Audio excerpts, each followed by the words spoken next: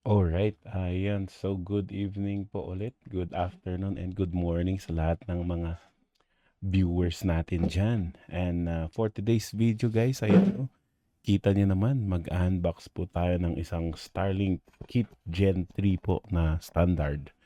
Ayan, Generation 3 na standard kit. Ayan, so ito po ay, ano yun, ano ni Starlink na ang sabi daw nila, ang range niya is from 25 Mbps to 220 Mbps na speed. And ayan, so meron po siyang box na ganyan. So meron po tayong dalawa na unit ngayon. Ayan, no? So kung titignan natin. Ayan. Okay, so yan po yung box niya.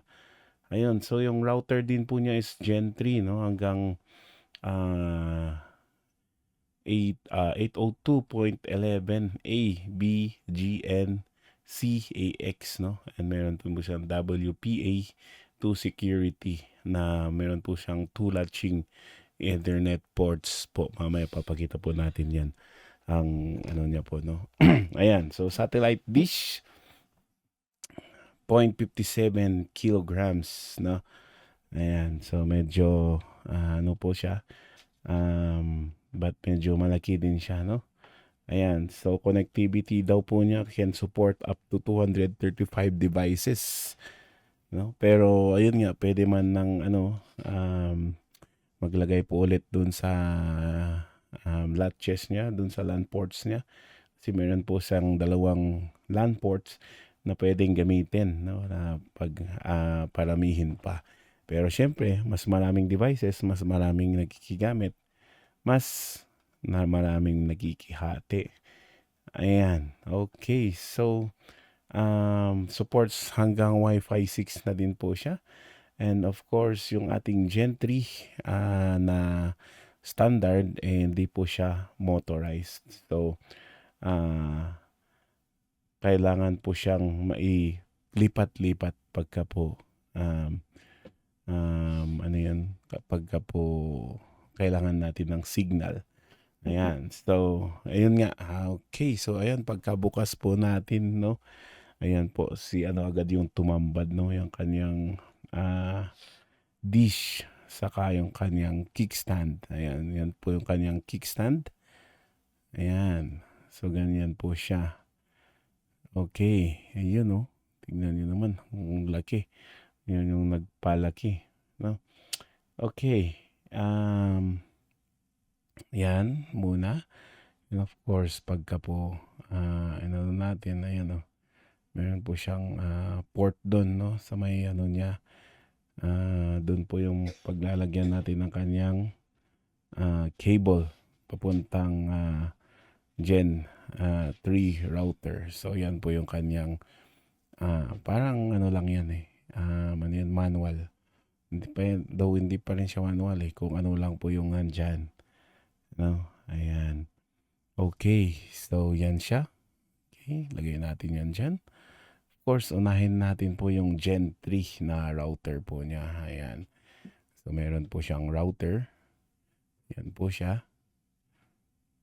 Yan. Okay, buksan po natin ito para po makita ninyo ang sinasabi natin na 2 Ethernet port, LAN port, no? Ayan.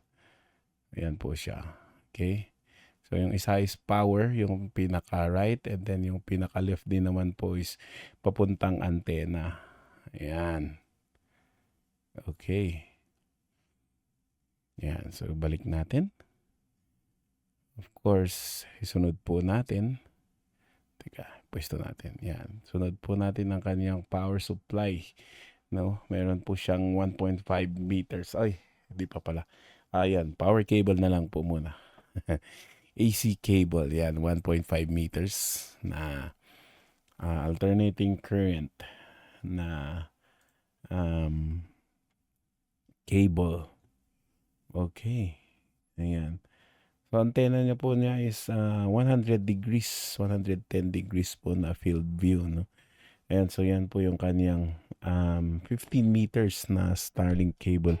Yan po yung papuntang router to the antenna. Ayan. Okay.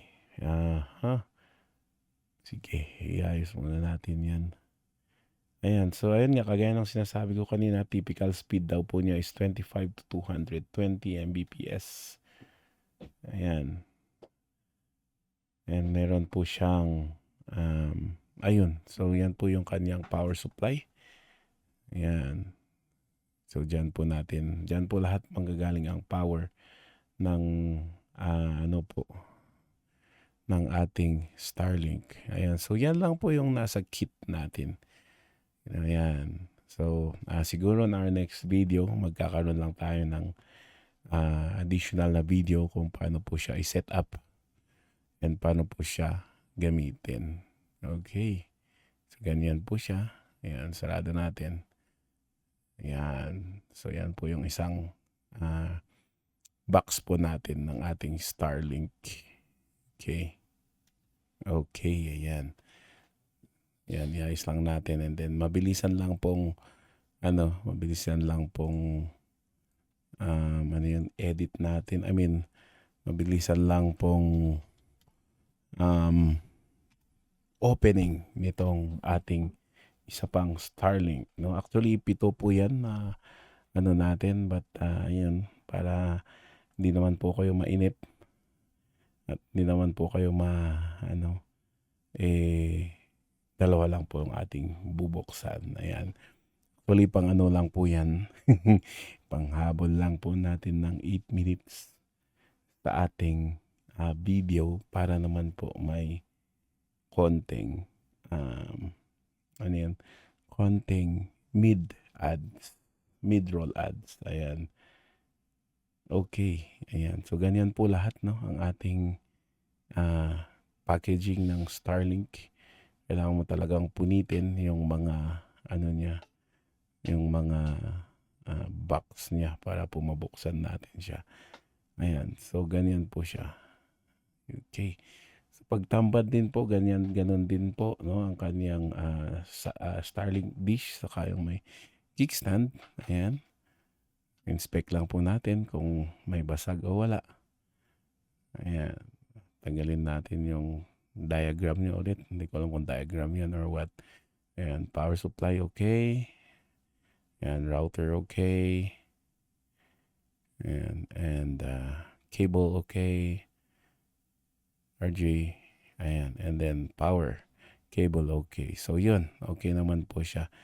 Ayan. So sa susunod pong video natin naman yun naman susunod kung paano po natin siya ilalagay. Ayan. So thank you very much guys and ciao ciao. Bye.